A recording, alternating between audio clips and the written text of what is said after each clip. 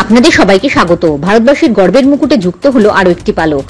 ভারত আমার আপনার দেশ, আমাদের মাতৃভূমি ভারতবর্ষ। ভারতের সফলতা পায় মাটিতে, সফলতা পায় আকাশে।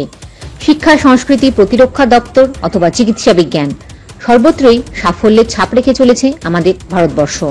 এইবার দেশীয় পদ্ধতিতে যুদ্ধের মূল ট্যাঙ্ক ইঞ্জিনটি তৈরি করে ফেলা হয়েছে ভারতেই। শুধু তৈরি হয়নি, প্রথমবারের পরীক্ষাতে সম্পূর্ণরূপে সফল এই যুদ্ধ ট্যাঙ্কটি। প্রতিরক্ষা মন্ত্রকের তরফে জানানো হয়েছে যে বুধবার মাইসুর বিএমএল লিমিটেডের ইঞ্জিনিয়ারিং বিভাগে দেশীয় পদ্ধতিতে তৈরি করা 1500 এইচপি ইঞ্জিনের পরীক্ষা সফল হয়েছে।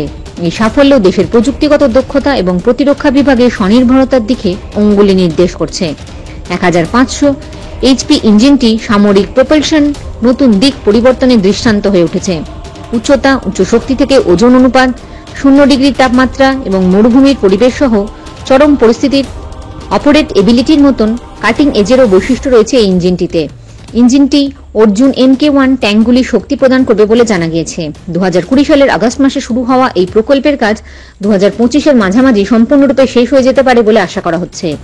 সেনাবাহিনী যুদ্ধক্ষেত্রকে আরও শক্তিশালী করার জন্য স্থানীয়ভাবে তৈরি 118টি অর্জুন MK1 এর জন্য ভারী যানবাহনের কারখানা আদাভির কাছে 7,523 কোটি টাকার অর্ডার দেওয়া হয়। নতুন এই ট্যাঙ্কটি 14টি বড় উন্নতি সহ বিদ্যমান ভেরিয়েন্টের চেয়ে 72টি আপগ্রেড নিয়ে আসবে।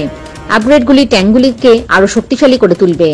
ট্যাঙ্কগুলির গতিশীলতা, কার্যকারিতা, কর্মদক্ষতা ও স্থায়িত্ব সবকিছুকে আরও বাড়িয়ে তুলবে। উন্নত প্রযুক্তি দিয়ে তৈরি এই ইঞ্জিনটি বিশ্বব্যাপী সমস্ত সর্বোচ্চ উন্নত ইঞ্জিনগুলির সমতুল্য।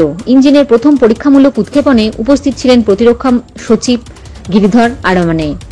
টেস্ট সেলের উদ্বোধনকারী আরামানে ভারতের এই সাফল্যকে রূপান্তরকারী মুহূর্ত বলে বর্ণনা করেছেন, যা ভারতীয় সামরিক বাহিনীর দক্ষতা ও শক্তিকে আরও বাড়িয়ে তুলবে। 1500 এইচপি এই ইঞ্জিনটি সফল পরীক্ষা ফায়ারিং জেনারেশন 1 এর সমাপ্তির ইঙ্গিত দিচ্ছে। জেনারেশন 2 এর বিভিন্ন বিষয়গুলির জন্য ইঞ্জিন তৈরি করা হবে বলে জানা যাচ্ছে। জয় হিন্দ, জয় জওয়ান, জয় কিষান।